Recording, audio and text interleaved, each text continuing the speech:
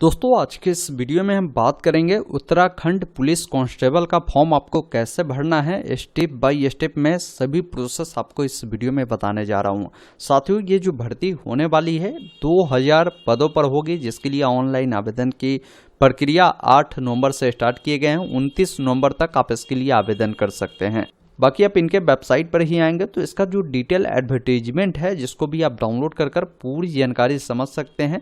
इसका जो परीक्षा होगी उसका भी डेडलाइन जारी इनके द्वारा कर दी गई है। बाकी आपकी जो चयन प्रक्रिया होगी 2 चरणों में होने वाली है। प्रथम चरण जो आपकी होगी वो आपकी शारीरिक मानक परीक्षा होगी। उसके बाद जो सफल कैंडिडेट होंगे उन सब का शारीरिक दक्षता परीक्षा होगा, ये ध्यान रखिएगा। बाकी इन्होंने भर्ती की जानकारी दी है कि कहाँ कितनी भर्ती है, किस कैटेगरी के लिए, वो सारी जानकारी आप यहाँ से एक बार देख लेंगे। सैलरी 21,700 से लेकर 69,100 तक होगी। उम्र आपकी 18 से 22 साल होनी चाहिए और सिर्फ पुरुष ही फॉर्म को फिल कर सकता है। बाकी शैक्षणिक योग्यता जो बताया गया उत्तराखंड विद्यालय शिक्षा परिषद रामनगर नैनीताल द्वारा मान्यता प्राप्त इंटरमीडिएट परीक्षा उत्तीर्ण या उसके समकक्ष होनी चाहिए। और शारीरिक मानक की बात की जाए तो आपकी जो हाइट होगी यहाँ पर सामान्य और अन्य पिछड़ा वर्ग अनुसूचित जाति के अभ्यर्थियों के लिए 1.65 है। जो पर्वतीय क्षेत्र वाले अभ्यर्थी हैं उनका न्यूनतम 1.60 होगी। अनुसूचित जाति जनजाति वालों के लिए 157.50 सेंटीमीटर है। सीना के बारे में बताया गया कि बिना फुलाए 78.8 सेंटीमीटर, फुलाकर 83.8 सेंटीमीटर आपकी होनी चाहिए।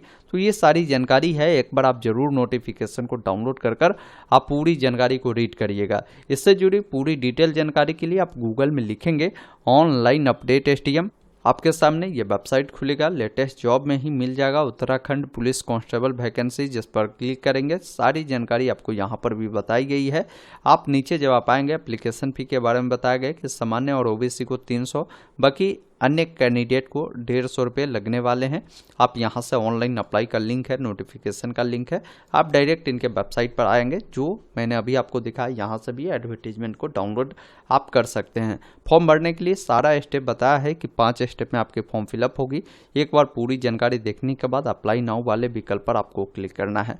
अब यहाँ पर आपसे पूछा गया है कि क्या आपने होमगार्ड, जो कि ये बात कर रही है उत्तराखंड होमगार्ड एवं नागरिक सुरक्षा विभाग के तहत 3 वर्ष की नियमित सेवा पूर्ण कर ली है, वह सक्षम अधिकारी जिला कमांडेंट होमगार्ड द्वारा सेवा से संबंधित प्रमाण पत्र निर्गत किया गया है तो आप यहाँ पर यस करेंगे, नहीं है तो आप यहाँ से नो करेंगे।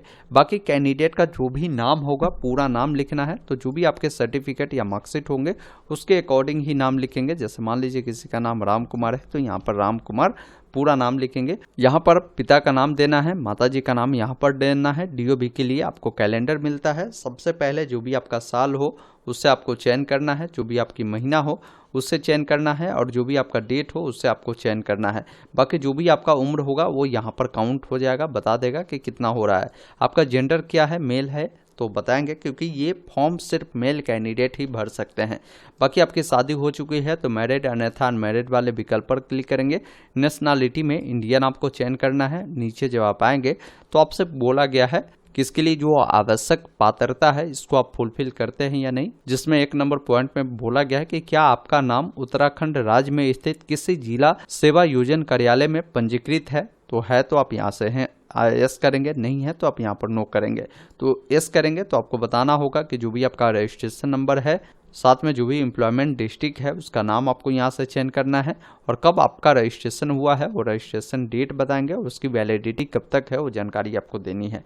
फिर यहाँ पर बोला गया है कि क्या आप किसी नौकरी में कार्यरत है तो हाँ, नहीं तो आपको नहीं वाले विकल्प पर क्लिक करना है। यहाँ पर बोला गया है कि क्या आपने उत्तराखंड राज्य में स्थित किसी भी मान्यता प्राप्त संस्थान से हाई स्कूल और इंटरमीडिएट या कोई अन्य जो सक्षम परीक्षा उत्तीर्ण किया है, तो आप यहाँ से यस करें, अन्यथा आप नो वाले विकल्प पर क्लिक करेंगे। फिर यहाँ पर बोला गया है कि क्या आप या आपके पति पत्नी या आपके माता पिता उत्तराखंड राज्य में सेवारत सशस्त्र बलों अर्ध सैनिक बलों के नियमित कर्मचारी है और उनकी सेवाओं को उत्तराखंड राज्य के बाहर स्थानांतरित नहीं किया गया है, तो वैसे स्थिति में हाँ करें, अन्यथा नहीं वाले विकल्प पर क्लिक करें। फिर यहाँ पर बोला गया है कि क्या आप या आपके पति या पत्नी या आपके माता पिता राज्य सरकार अर्ध सरकारी संगठन के नियमित कर्मचारी है और जो नियमित रूप से सेवा कर रहे हैं और उनकी सेवाओं की को उत्तराखंड राज्य के बाहर स्थानांतरित नहीं किया गया है, तो वैसे स्थिति में आप बताएंगे क्या आप या आपके जीवन साथी या आपके माता पिता केंद्र सरकार के संगठन, केंद्र सरकार के लोक सेवा उपक्रम के नियमित कर्मचारी है जो उत्तराखंड राज्य के नियमित रूप से काम कर रहे हैं, उनकी सेवाओं को उत्तराखंड राज्य के बाहर स्थानांतरित नहीं किया गया, तो वैसे स्थिति में आपको जानकारी उपलब्ध करवानी है। फिर यहाँ पर देखिए आपसे बोला गया है कि आप उत्तराखंड के अधिवासी है, तो आप यहाँ पर यस करेंगे, अगर नहीं है तो आप यहाँ पर नो करेंगे, तो फिर बताएगा कि आप इसके लिए एलिजिबल नहीं है, ये एसी होगा। तो कहने का मतलब है कि उत्तराखंड के लोग ही फॉर्म को अप्लाई कर सकता है, अदर स्टेट वाले फॉर्म को नहीं भर सकता है। फिर आपकी जो भी कैटेगरी होगी आप अपना यहाँ से कैटेगरी बताएंगे। कैटेगरी जब आप चयन करेंगे तो बताएंगे कि जो कैटेगरी सर्टिफिकेट है वो कहाँ से इशू हुआ है, साथ में जो इशू हुआ है सर्टिफिकेट कब इशू हुआ है, सर्टिफिकेट नंबर, और यहाँ पर सर्टिफिकेट किस जिले से इशू हुआ वो बताएंगे, उसकी वैलिडिटी कब तक है वो जानकारी आपको देनी है। फिर यहाँ से सब कैटेगरी की डिटेल पूछी गई है कि क्या आप भूतपूर्व सैनिक है, तो हाँ, अन्यथा नहीं वाले विकल्प पर क्लिक करेंगे। क्या आप एक उत्तराखंड राज्य आंदोलन के चिन्हित आंदोलनकारी या उनके आश्रित है, तो उसके बारे में आप जानकारी इस में दे सकते हैं। क्या आप उत्तराखंड राज्य के कुशल खिलाड़ी श्रेणी के अंतर्गत आते हैं, तो आप बता सकते हैं। क्या आप स्वतंत्रता सेनानी के आश्रित है, तो उसके बारे में आप प्रश्नों में जानकारी बताएंगे। जो आप पर लागू होता है वो यस करें, नहीं लागू होता है तो आप नहीं करें। क्या आप अनाथ है जो सरकार द्वारा कवर किए गए उत्तराखंड राज्य के अस्थायी निवासी है, तो आप यहाँ पर बताएं, इसमें में जानकारी आप दे सकते हैं। नीचे आएंगे तो आपका जो भी कॉन्टैक्ट डिटेल है जिसमें आप अपना ईमेल आईडी देंगे उससे दोबारा से डालेंगे, मोबाइल नंबर देंगे उससे दोबारा से डालेंगे, आपका जो भी वर्तमान पता है आप यहाँ पर लिखेंगे, जैसे आपकी डोर नंबर या स्टेट का नाम होगा वो बताएंगे, लोकेलिटी बताएंगे, अपना राज्य यहाँ से आपको बतानी है, साथ में जो भी जिला है, जो भी सिटी है, पिन कोड है वो बताएंगे। अगर आपका प्रेजेंट परमानेंट एड्रेस दोनों समान है तो इस चेकबॉक्स पे टिक करेंगे, अलग अलग है तो अलग अलग जानकारी को आपको फिल करने की आवश्यकता होगी। फिर यहाँ पर आपको पासवर्ड क्रिएट करना है। पासवर्ड बनाते समय ध्यान रखेंगे इसमें आपको एबीसीडी का बड़ा अक्षर, छोटा अक्षर, कोई भी अंक, कोई भी सिंबल आपको उपयोग करना है, उसी पासवर्ड को दोबारा डालना है, कैप्चा कोड को फिल करना है, सबमिट वाले विकल्प पर क्लिक करना है। उसके बाद आपने जो भी जानकारी फिल किया है सभी जानकारी आपको देखने को मिलता है। सारी जानकारी सही है तो नीचे में ऑप्शन है मैंने पंजीकरण फॉर्म में मेरे द्वारा दर्ज की गई सभी विवरण सत्य है और इसे आप सबमिट करना चाहते हैं तो इस चेकबॉक्स पर टिक कर सबमिट करें। अगर कोई जानकारी गलत है तो आप नीचे वाले चेकबॉक्स पर क्लिक कर आप एडिट कर सकते हैं। तो आप देख ले अगर सही है तो डायरेक्ट ऊपर वाले चेकबॉक्स पर टिक करें और सबमिट वाले विकल्प पर क्लिक करें।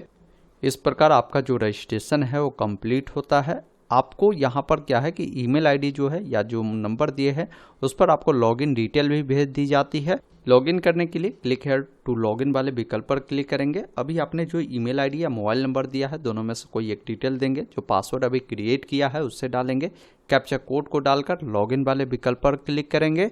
उसके बाद आपका यहाँ पर टाइमिंग चलना शुरू होगा। अभी आपका फॉर्म इनकम्प्लीट है, बाकी जहाँ स्टार बना है वो जानकारी आपको देना जरूरी है। नीचे जब आप आएंगे तो आपसे एसेंशियल क्वालिफिकेशन के बारे में पूछी गई है, तो इसमें कम से कम 12वीं चाहिए। तो पहले आपको हाई स्कूल की डिटेल देनी है, तो हाई स्कूल वाले विकल्प पर क्लिक करेंगे। जो भी आपका डिग्री होगा तो यहाँ से हाई स्कूल चुनेंगे। साथ में आपको बताना है कि आपने जो पढ़ाई किया है वो किस स्टेट से किया था, वो जानकारी आप यहाँ से चयन करेंगे। उसके बाद नीचे आएंगे, जो भी आपका बोर्ड होगा बोर्ड आपको यहाँ से चयन करना है। कब आपने पास किया है वो पासिंग ईयर आपको बताना है, जैसे आपने जब भी पास किया होगा। उसके बाद यहाँ से सब्जेक्ट है जिसमें आपको सभी सब्जेक्ट का नाम मिलेगा। आपने जो भी पढ़ा होगा आप उससे इस प्रकार आप चयन करेंगे तो वो आपको यहाँ पर ऐड होता हुआ देखने को मिलेगा। मैं डेमो पर्पस से भर रहा हूँ तो कोई भी सब्जेक्ट ऐड कर रहा हूँ, आपने जो भी पढ़ा है साथियों वो सब्जेक्ट ही ऐड करेंगे। उसके बाद यहाँ पर बताएंगे कि आपका जो नंबर है वो किस प्रकार है, CGPA मार्क्स या ग्रेड में वो जानकारी चुनेंगे। जैसे मार्क्स चुना है तो आप बताएंगे कि कितने मार्क्स आपको मिले हैं, कुल कितने का एग्जाम हुआ था, आपकी परसेंटेज यहाँ पर देखने को मिलेगा। तो ये जानकारी जैसा ही डालेंगे उसके बाद एक ऑप्शन मिलेगा ऐड एजुकेशनल क्वालिफिकेशन, जिस पर क्लिक करेंगे वो डिटेल नीचे में ऐड हो जाएगा। फिर इसी अकॉर्डिंग आपको 12th की भी जानकारी ऐड करनी है, जैसे आप यहाँ से ऐड करेंगे। फिर आपका जो भी डिग्री होगा उसको चयन करना है, जो भी राज्य से आपने इसको पढ़ा था 12वीं को वो आप बताएंगे। साथ में जो भी बोर्ड से आपने पढ़ाई किया था बोर्ड का नाम आपको यहाँ से चयन करना है। और यहाँ पर देखेंगे कब आपने पास किया वो बताएंगे, कौन कौन सा सब्जेक्ट पढ़ा था उसे डालेंगे, नंबर आपके CGPA या मार्क्स में है वो चुनकर, जैसे मार्क्स में था तो कितने नंबर मिले हैं, कुल कितने का एग्जाम हुआ था, परसेंटेज आएगा और यहाँ से आप इसको ऐड कर सकते हैं। तो इस प्रकार जानकारी को देनी है और वो भी जानकारी यहाँ पर आपको देखने को मिलता है। अब यहाँ पर देखिए कुछ जानकारी आपसे पूछ रही है कि क्या आपने प्रादेशिक सेना में न्यूनतम 2 वर्षों तक अगर काम किया है तो आप हाँ करें, नहीं तो नहीं वाले विकल्प पर क्लिक करें। यहाँ पर बोला गया कि क्या आपके पास राष्ट्रीय कैडेट कोर भी प्रमाण पत्र है, तो आप यहाँ पर हाँ ना में बताएंगे। क्या आपके पास हिल सर्टिफिकेट है, तो आप बता सकते हैं। फिर नीचे आएंगे तो यहाँ पर एग्जाम के लिए आपको डिस्ट्रिक्ट का विकल्प देना है, तो आप जहाँ भी देना चाहे उसे आप यहाँ से डाल सकते हैं। नीचे जब आप आएंगे आपसे पूछा गया कि क्या आपके खिलाफ कोई अपराधी मुकदमा तो नहीं है, तो आप यहाँ से नहीं करेंगे, अगर है तो यस करेंगे। उसके बाद बोला गया कि क्या UKPSC या UPSC या अदर स्टेट द्वारा जो आयोजित परीक्षा होती है उससे आपको वंचित या ब्लैक लिस्टेड तो नहीं किया गया है, तो वो भी आप यहाँ से बताएंगे। फिर यहाँ पर आपका कोई एक ID कार्ड देनी होगी, आप जो भी देना चाहे, जैसे आधार कार्ड, पैन कार्ड, पासपोर्ट या वोटर ID कार्ड, जो भी देना चाहे उसको चयन कर अपना ID नंबर डालकर यहाँ से आपको क्या करना है, कंटिन्यू करना है। उसके बाद आपको डॉक्यूमेंट अपलोड करना है, जिसमें आपको बताया गया है कि आपको फ़ोटो सबसे पहले देनी है। फ़ोटो आपका रिसेंट का होना चाहिए, उसका पिक्सल अगर आप बनाएंगे तो इस पिक्सल में डायमेंशन रखेंगे। इसके बाद आपके जो सिग्नेचर है उससे देना है, सिग्नेचर भी जो आपका होगा इस डायमेंशन में होनी चाहिए। अब फोटो सिग्नेचर में परेशानी होगी, अगर आप इस डायमेंशन में नहीं बनाएंगे तो अपलोड नहीं होगा। इसके लिए गूगल में आप लिखेंगे IM रिसाइजर, यह वेबसाइट दिखेगा, इसको ओपन करना है, सेलेक्ट फाइल पर क्लिक करना है। एग्जाम्पल के लिए हमें इस फोटो को बनाना है, तो फोटो मैंने चूज किया और यहाँ से पिक्सल को चयन करेंगे। विड्थ यहाँ पर बोला गया है आपको 150 देने के लिए, तो फोटो का 150 और हाइट 200 बोला गया है, तो हाइट इसका क्या करें, यहाँ से 200 दे। उसके बाद साइज आपको बोला गया है, तो साइज आप जो है इसको आप रख लीजिएगा, 50 के भी रख लीजिएगा। उसके बाद नेक्स्ट टू डाउनलोड पे क्लिक करें और उस इमेज को यहाँ से आप जब अपलोड करेंगे तो यहाँ पर वेरीफाई का ऑप्शन आएगा, इस पर क्लिक करेंगे तो आपका फोटो अपलोड हो जाएगा। फिर उसी अकॉर्डिंग सिग्नेचर का भी साइज जो है आपको बना लेनी है। बताया भी गया है कि 150 × 100 हाइट इसका होगा, तो उसी अकॉर्डिंग इसको भी बनाने के बाद यहाँ से